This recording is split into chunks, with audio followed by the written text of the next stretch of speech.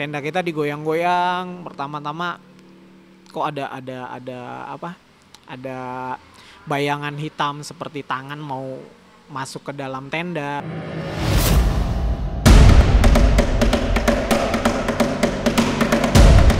Viral kisah penuh misteri seorang pendaki yang hilang di Gunung Abo.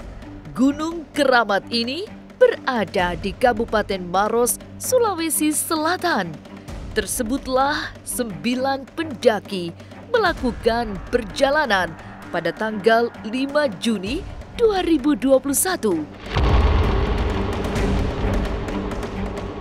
Tapi sehari kemudian, salah seorang pendaki perempuan hilang setelah pamit ingin buang air. Pencarian pun dilakukan dan melibatkan tim SAR gabungan. Dan di hari keempat, sang pendaki ditemukan. Kondisinya selamat.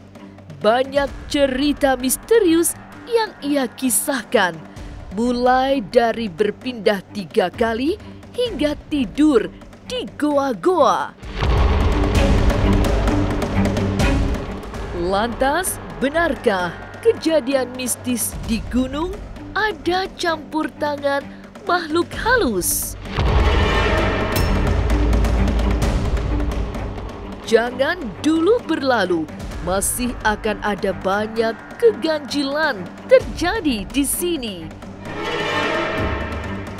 Dan jangan lupa subscribe, like, share, dan komen agar tak ada yang terasa ganjil di sekitar Anda.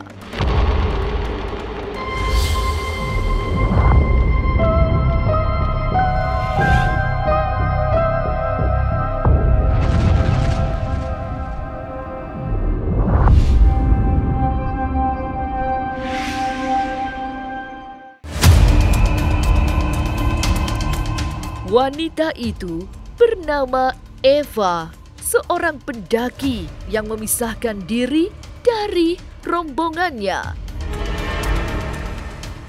Pamitnya ingin buang air, tapi tak kembali hingga dinyatakan hilang. Pencarian yang dilakukan secara maraton selama 4 hari membuahkan hasil. Karena sebelum ditemukan, jaket sang pendaki ditemukan di antara 2 batu besar. Banyak spekulasi terjadi tentang hilang dan ditemukannya seorang pendaki di Gunung Abo. Termasuk spekulasi misteri tentang penunggu gunung. Tapi benarkah semua itu ada kaitannya dengan eksistensi makhluk gaib? Kalaupun ada orang yang tersesat di dalam gunung seolah-olah dia terselimuti dengan gangguan gaib, ada unsur seperti itu juga. Ada yang memang dia tersesat akhirnya kelelahan. Apabila seseorang itu seolah-olah ada yang teriak-teriak, dia tidak mendengar, atau dia mendengar tapi dia untuk berbicara susah, kita juga harus lihat suhu terlebih dahulu di gunung tersebut. Karena gunung mampu membuat orang tuh menjadi hipotermia, akhirnya timbul halusinasi-halusinasi yang membuat pikiran mereka itu tidak kondusif.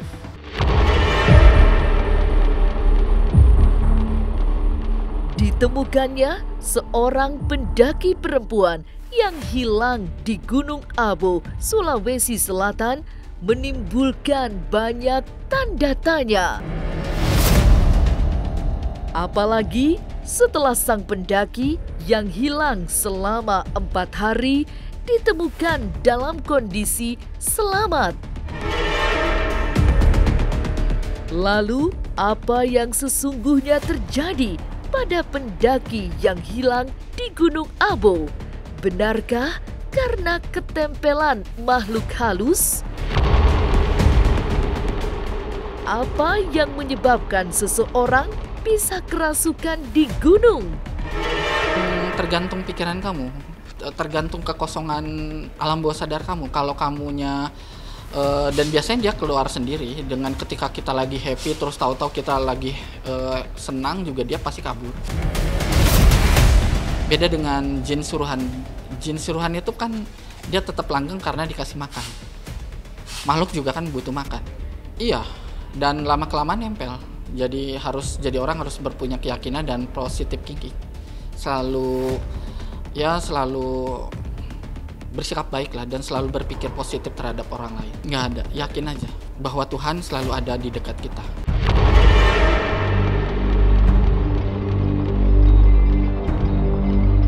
Pengalaman mistis yang membuat ketakutan setengah mati pernah dialami oleh Ari Januar Aziz, Ketua Umum Pendaki Bogor. Itu terjadi pada tahun 1997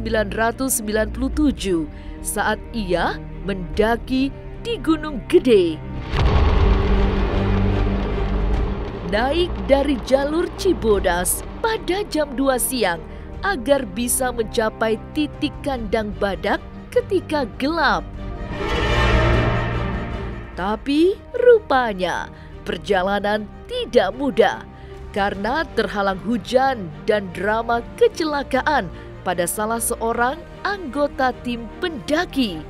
Jadilah mereka hanya bisa mencapai pos kandang batu. Di pos kandang batu gitu, jadi ada pos yang namanya kandang batu saat itu, dan kita memutuskan sepertinya kita tidak bisa lanjut, harus sampai ke pos kandang badak sekitar jam 6:30 atau 6:30 sampai jam 7. Kita setelah sholat maghrib jam 6:30 lalu kita memutuskan buat memasak. Nah di situ kita mulai masak buat makan malam. Kita buka logistik, selesai makan malam. Di sini mulai aura mistis kita sebetulnya mulai muncul. Semuanya. Ini berawal dari ketika kita sudah melakukan aktivitas makan malam. Biasanya kan kita setelah habis makan malam itu kita cuci piring. Nah kebetulan di samping shelter itu nggak jauh dari situ ada sumber mata air. Nah setelah itu kita mau cuci piring, ternyata waktu itu hujan sudah mulai reda. Kita mau cuci piring, tiba-tiba kita dengar dari arah mata air itu sendiri kayak ada orang yang sedang melakukan aktivitas cuci piring.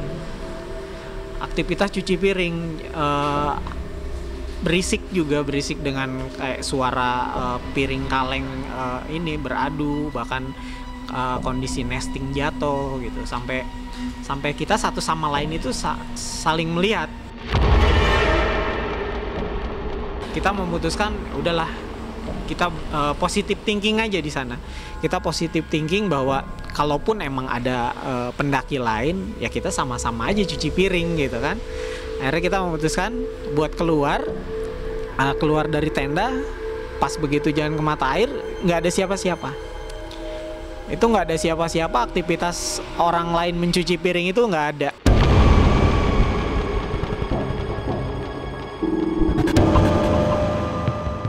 Lalu, apa yang selanjutnya terjadi? Benarkah gangguan mistik semakin dahsyat? Jangan kemana-mana, tetap subscribe, like, share, dan komen agar tak ada yang terasa ganjil di sekitar Anda.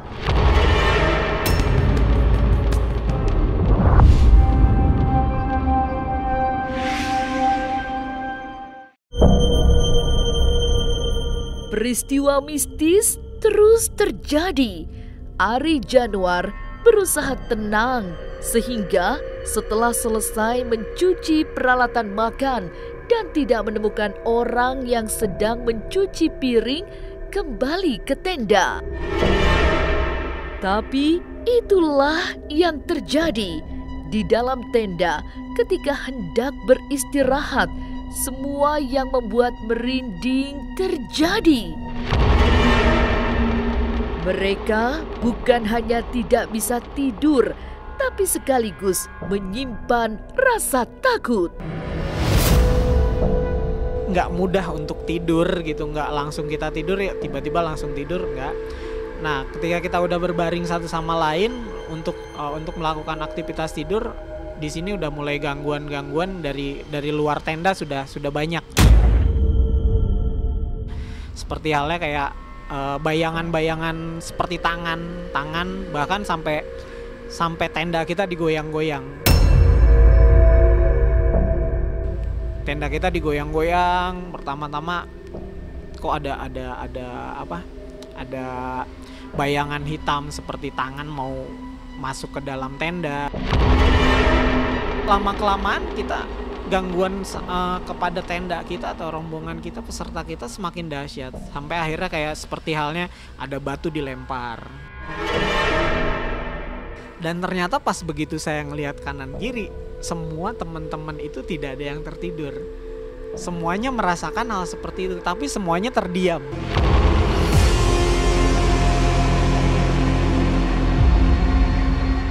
Bersama rombongan, Ari Januar memberanikan diri keluar tenda. Tapi semua bayangan yang menakuti hilang. Hanya saja, begitu masuk ke tenda lagi, semua keseraman kembali terjadi. Termasuk datangnya rombongan pendaki misterius yang memakai kostum putih-putih dengan langkah berderap. Pas begitu keluar, sangat hening, sunyi. Bahkan angin pun sebetulnya sangat tipis. Tapi setelah masuk di tenda, nggak lama kemudian terjadi hal seperti itu. Bahkan lebih dahsyat lagi, kita dilempari, kita kayak dilempar sama pasir. Kita semua ketakutan, sangat ketakutan. Sampai akhirnya mau ngecek lagi itu kita nggak berani, karena bayangan-bayangan itu semakin nyata sekali di tenda kita. Tiba-tiba ada derap langkah yang cukup banyak gitu, yang tadinya ketakutan akhirnya kita ngerasa memberanikan diri. Oh, ternyata ada pendaki nih, dengan derap langkah yang cukup banyak. Akhirnya kita buka pintu tenda, kita berani untuk keluar, tetapi ternyata tidak ada lampu senter atau headlamp. Biasanya kalau ada pendaki malam, dia memakai senter atau headlamp. Nah, ini sama sekali nggak ada.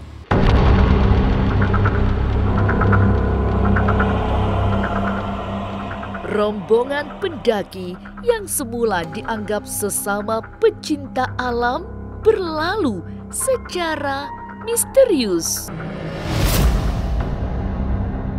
Mereka tak menjawab sapaan selain menoleh menunjukkan wajah pucat yang bukan seperti manusia. Suasana sudah semakin mencekam. Mereka ini semuanya nggak ada yang jawab, tapi menoleh ke arah tenda semuanya. Dan semua pendaki itu semuanya memakai pakaian putih semua. Tapi lengkap. Lengkap tuh maksudnya dengan kerilnya putih. Itu kurang lebih kalau dihitung mungkin lebih dari 10 orang. Setelah mereka pergi, kita langsung pada diem, nggak ada yang berbicara satu patah kata pun, semuanya langsung pada diem. Di saat kita berdiskusi, serangan mistisnya itu serangan seperti itu semakin luar biasa. Itu tenda udah yang tadinya cuman hanya bayangan hitam, dilempar batu, dilempar pasir. Sampai akhirnya ketika kita berdiskusi ada apa, tenda kita tuh digoyang-goyang. Jin itu paling suka tinggal di hutan, di gunung, di pemakaman, di pasar, bahkan di tempat terbengkalai, kosong, lembab, jorok. dan di toilet rumah kita. Nah, artinya ya mereka memang tinggal di sana.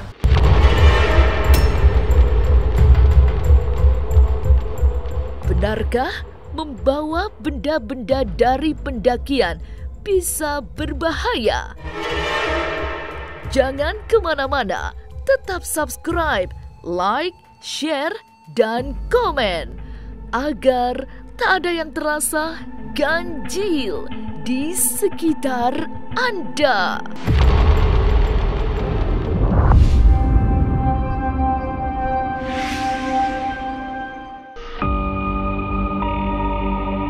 Di tengah rasa takut yang sangat kuat, akhirnya ditemukan penyebab gangguan gaib yang terus-terusan terjadi. Rupanya ada salah seorang anggota pendaki yang membawa pusaka. Tidak ada pilihan, pusaka berbentuk keris kecil itu akhirnya direlakan untuk dibuang, hingga akhirnya gangguan pun berhenti. Sampai akhirnya ada satu orang yang bilang, dari peserta kita bilang, saya bawa ini, gitu loh. Jadi dia membawa satu buah pusaka, entah isim, itu berbentuk keris waktu itu. Tadinya dia keberatan untuk dibuang karena emang alasan dia adalah ini dikasih orang tua saya turun temurun gitu. Ya dengan posisi seperti itu ya kita harus terima dengan keadaan seperti ini, kita terganggu terus seperti ini. Sampai akhirnya orang tersebut memutuskan buat kalau emang ini buat kebaikan kita sama-sama, ya udah kita buang aja. Keris kecil itu kita lempar ke jurang. Dan mulai dari situ sudah ada tidak ada lagi gangguan-gangguan yang kita terima.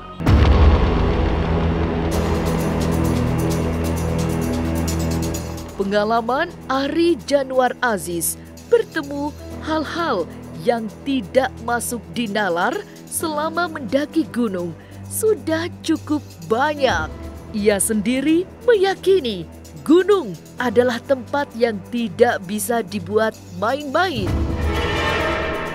Misalnya saja saat ia dan tim pendaki pulang dari Rinjani. Lalu salah seorang pendaki mengambil sebuah benda bekas sesaji dan dibawa pulang. Akibatnya selama 2 bulan orang tersebut sakit tanpa diketahui penyakitnya. Pendakian Gunung Rinjani, pas begitu kita turun sampai Segaranak ternyata ada upacara adat dari suku Sasaknya itu sendiri untuk naik ke Segaranak, dan akhirnya mereka menabur berbagai macam sesajen di sana gitu kan. Cuman kita dengan salah satu teman saya sendiri sebagai peserta pendaki, mereka tertarik dengan sesajen apa yang sudah dilempar, oh makanan nih gitu kan.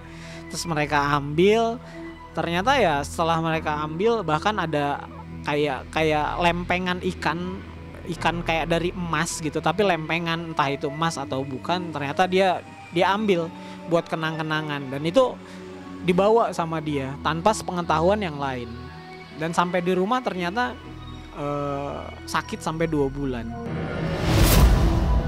Di dalam sakitnya ya emang dia berbicara, ngobrol bahwa saya bawa ini. Nah itu akhirnya ketika dia berbicara seperti itu, teman-teman yang lain dengan sigap, yuk kita usaha aja dulu, kita bawa lagi nih gitu kan. Akhirnya kita beberapa orang balik lagi ke sana dan berinisiatif buat mengembalikan itu.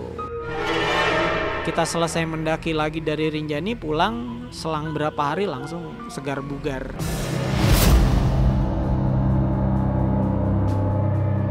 Peristiwa yang hampir sama terjadi saat mendaki Gunung Argopuro di Jawa Timur. Saat itu ada salah seorang pendaki yang mengambil sesuatu sehingga sakit berkepanjangan. Wah, ini bagus nih buat kenang-kenangan, ditaruh di atas kamar gitu kan, jadi pajangan. Ternyata pas begitu sampai rumah berapa hari kemudian dia sakit. Tapi dengan ada pengalaman yang di Rinjani itu, akhirnya kita lakukan itu juga. Akhirnya kita naik lagi ke Argopuro, kita simpen lagi. Di situ alhamdulillah dia sembuh juga. Makanya arti menjaga adab itu penting. Bukan semata-mata kita menjaga adab kita takut kepada penunggu gunung gitu loh. Kadang kita anak-anak muda zaman sekarang tutur katanya itu tidak mencerminkan akhlaknya, frontal. Akhirnya ya sekarang nggak usah kita berbicara jin. Kita ngomel-ngomel, kita maki-maki di rumah orang, diusir nggak? Yang punya marah nggak? Pasti marah. Gunung memang menjadi kawasan paling angker karena dihuni banyak makhluk gaib. Bukan semata alamnya yang kadang tidak bersahabat, tapi inilah rumah para lelembut. Maka menjaga kesantunan dan adab adalah kesemestian jika sedang mendaki gunung. Inilah ganjil yang akan menguak berbagai misteri di alam nyata dan tak kasat mata. Sampai jumpa pada episode selanjutnya dengan kisah-kisah ganjil setiap hari Senin, Kamis, dan Jumat pukul 5 sore. Tapi sebelumnya, jangan lupa subscribe, like, share, dan komen agar tak ada yang terasa ganjil di sekitar Anda.